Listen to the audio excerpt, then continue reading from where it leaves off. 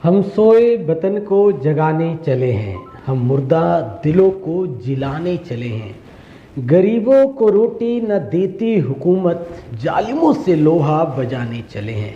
हमें और ज़्यादा न छेड़े जालिम, मिटा देने जुल्म के ये सारे नज़ारे चले हैं। या खुद को मिटाने हम खुद दीवाने चले हैं, हम सोए वतन को जगाने चले हैं।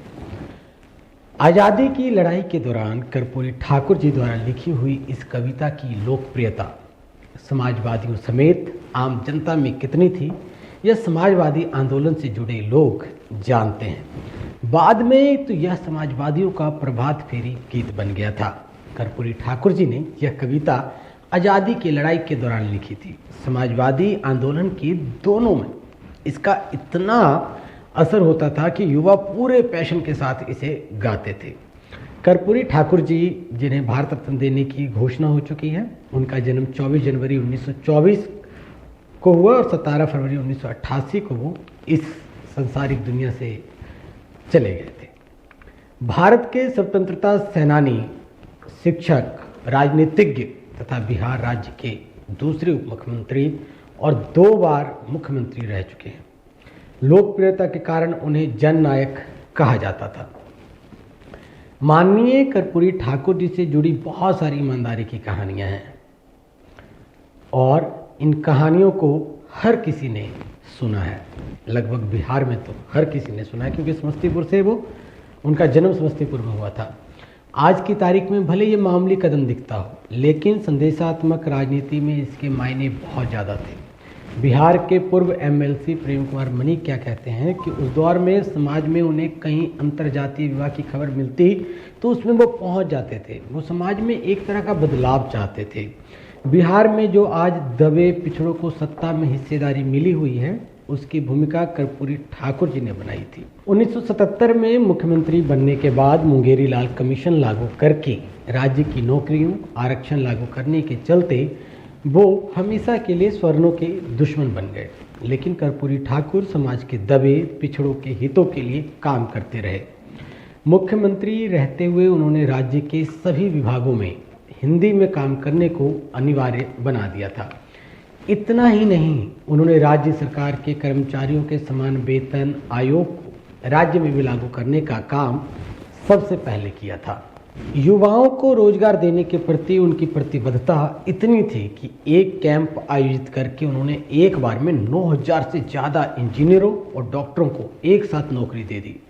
इतने बड़े पैमाने पर एक साथ राज्य में इसके बाद आज तक इंजीनियर और डॉक्टर बहाल नहीं हुए हैं। दिन रात राजनीति में गरीब गुरुओं की आवाज़ को बुलंद रखने की कोशिशों में जुटे कर्पूरी की साहित्य, कला एवं संस्कृति में काफ़ी दिलचस्पी थी। प्रेम कुमार मनी याद करते हैं कि 1980-81 की बात होगी, पटना में कांग्रेसी सांसद के परिजात प्रकाशन की दुकान पर मैंने उन्हें हिस्ट्री ऑफ धर्मशास्त्र खरीदते खुद देखा था। 6 खंड वाली किताब उस वक्त 3-3.5 हजार रुपये की थी। वे पढ़ने का समय निकाल ही लेते थे। ये उनके वो साथी कह रहे हैं जिन्होंने उन्हें नज़दीक से देखा, जिन्होंने उन्हें समझा। प्रेम कुमार मनी जी, सादगी और ईमानदारी भरा जीवन, राजनीति में इतना लंबा सफ़र बिताने के बाद जब वो मरे तो अपने परिवार को विरासत में देने के लिए एक मकान तक उनके नाम नहीं था। ना तो पटना में और ना ही अपने पैतृक घर में वो 1 इंच जमीन छोड़ पाए। जब करोड़ों रुपए के घोटाले में आए दिन नेताओं के नाम उछल रहे हों, कर्पूरी जैसे नेता भी हुए, विश्वास ही नहीं होता। उनकी ईमानदारी के कई किस्से आज भी बिहार में आपको सुनने को मिलते हैं। कहते हैं कि एक बार उनके मुख्यमंत्री रहते हुए उनके बहनोई उनके पास आए और उन्होंने उनसे कहा कि आप कहीं सरकारी नौकरी हमें रखवा दीजिए। उस समय उन्होंने अपनी जेब से कुछ पैसे निकाल करके उनको दिए और कहा कि इससे उस्तरा और कैंची खरीद लेना और अपने पुश्तैनी धंधे में जुट जाना। ऐसी कई कहानियां हैं जो उनसे हमें सुनने को मिलती है। अब उन्हें जैसे भारत रत्न की घोषणा की गई है, भारत रत्न देने की, तब से एक बार फिर से उनका नाम चर्चाओं में आ गया है। नीतीश कुमार जी, लालू यादव जी, तेजस्वी यादव जी, जीतन राम मांझी जी या फिर अन्य बिहार के नेतागण अब उनके गुण गाते हुए नजर आ रहे हैं। और इसी खबर में मैं आपको बिहार से जुड़ी दूसरी घटनाक्रम के बारे में बता दूं। दूसरी बड़ी खबर यह है कि अभी जो इंडिया गठबंधन के जो साथी हैं उनकी बैठकों से आगे का दौर बढ़ा ही नहीं है। हर कोई अपना अपना राग अलापने में लगा है। ऐसे में केंद्र सरकार ने एक बहुत बड़ा कदम उठा दिया है और इससे अगर राजनीतिक दृष्टिकोण से देखें तो ये बहुत बड़े वर्ग को लुभावने का भी काम होगा, परंतु इसके पीछे सीधा सोच जो काम कर रहा है नजर आ रहा है वो ये है कि जो सम्मान का अधिकारी है उसे सम्मान मिलना चाहिए।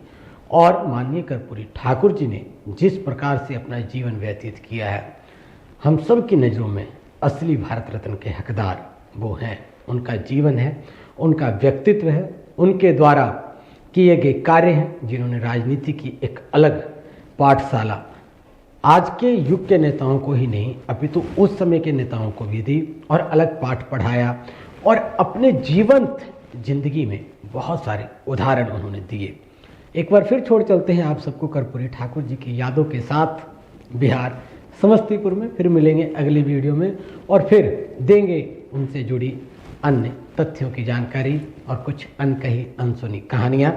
तब तक के लिए मुझे दीजिए इजाज़त। आप देखते रहिए वीडियो और गर्व कीजिए कि कर्पूरी ठाकुर जी को भारत रत्न देकर केंद्र सरकार ने बहुत अच्छा कार्य किया है, क्योंकि प्रत्येक बिहारियों को उन्होंने गौरवान्वित कर दिया है। जय हिंद। दोस्तों, आपका स्काईसी ऑयल, ये ऑयल पूरा 100% नेचुरल इंग्रेडिएंट से बना हुआ है। इसके अंदर टोटल नेचुरल हर्ब्स पड़े हुए हैं, कोई केमिकल नहीं है इसमें। जरूर इसको एक बार आप यूज करें, आपके मन को शांति होगी कि आज तक ऐसा प्रोडक्ट हम लोगों ने नहीं देखा। स्काईसी ऑयल।